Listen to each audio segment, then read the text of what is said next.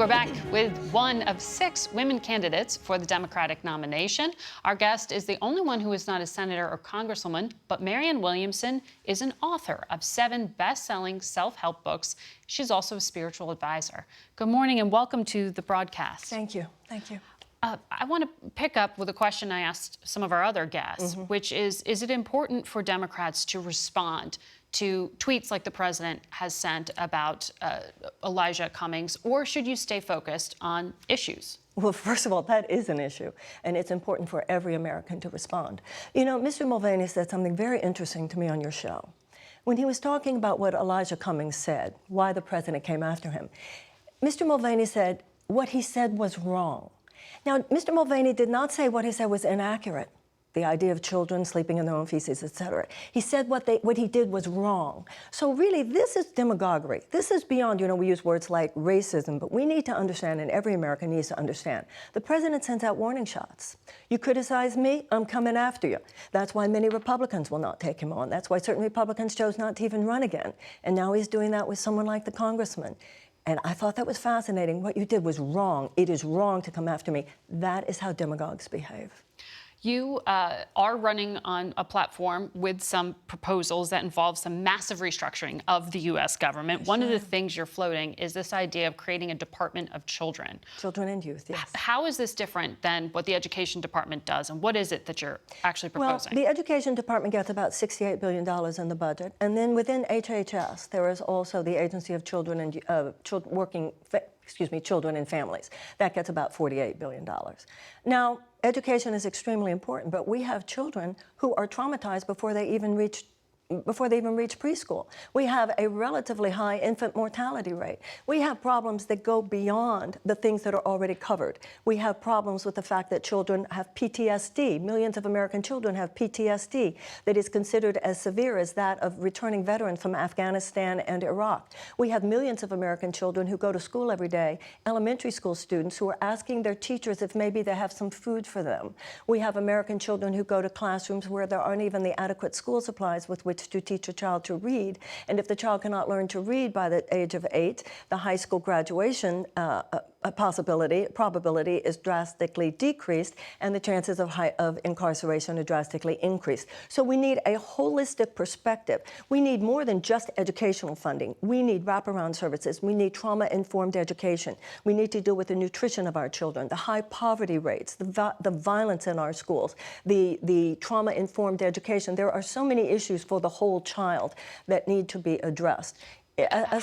I'm sorry. So when it comes, though, to even public education, not even the level of social services you're talking about, a lot of this is controlled at the state level. So how do you get Republican-governed states in particular to agree to fund everything you're laying out here and to actually implement? Well, let's talk about that. The truth of the matter is we are the only advanced industrialized nation that bases our educational funding on property taxes. So what this means is that a child in a financially advantaged neighborhood stands a good chance of getting a very high quality public school education here. But if a child does not grow up, not live in a financially advantaged neighborhood, then the opportunities are far less for a higher quality education. So how would you fund it? There should be a federal mandate. 2 things are going on here. Some states have the money to do better, and they choose not to. Some states simply do not have the money. To me, this should be a federal mandate. When I'm president, if I'm president, the idea is that every school in America should be a palace of learning and culture and the arts. This is the way to create a peaceful society and a prosperous society years from now, and that's what we should be doing. Senator Kamala Harris says she wants to pay teachers more, a $13,500 raise over 4 years. Is that the dollar amount you're looking for? I'm not looking at a specific dollar amount, but I certainly agree with the senator that we need to pay teachers a lot more. But you know what? That's one out of so many things that need to be changed. That's just one thing. We have to talk about what even happens in these children's lives before they even get to school. I also want to feel that the high-stakes standardized testings are not helpful at this point. But we have to deal with so much more than, as important as it is that we pay our teachers more, which is extremely important. We have to look at the whole issue of how America basically neglects millions of chronically traumatized children every single day. You mentioned health. You have clarified in recent days that your position is not one of an anti-vaxxer.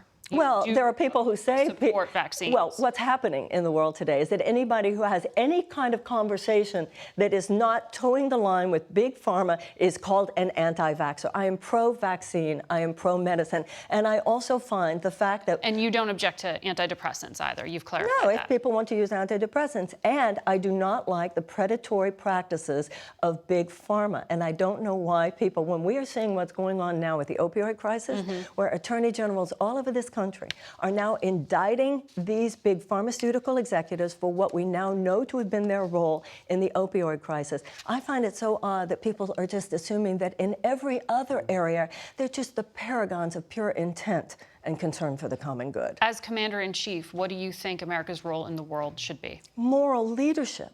Our grandparents would be rolling over in their graves to see something like, for instance, for the sake of a $350 billion arms deal over the next 10 years, we are giving aerial support to a genocidal war that Saudi Arabia is waging against Yemen. Tens of thousands of people have been starved, including children. Now, I'm not saying that America was ever perfect, but there was a time on this planet when other nations and Americans ourselves saw that when it came to international policy, we at least tried to stand for democracy and humanitarian. It's not just about cutting funding to military. I want the military to have whatever it needs for legitimate security purposes. My critique is of political decisions that have more to do with short-term profit maximization for defense contractors. We need to wage peace. Even Donald Rumsfeld, who was the Secretary of Defense under George Bush, said we must also wage peace, which is why I want a U.S. Department of Peace. We need to beef up and support far more our peace-building agencies within the State Department. Well, we'll hear more about that on the debate stage this week, I'm sure. Thank you very much. Thank you.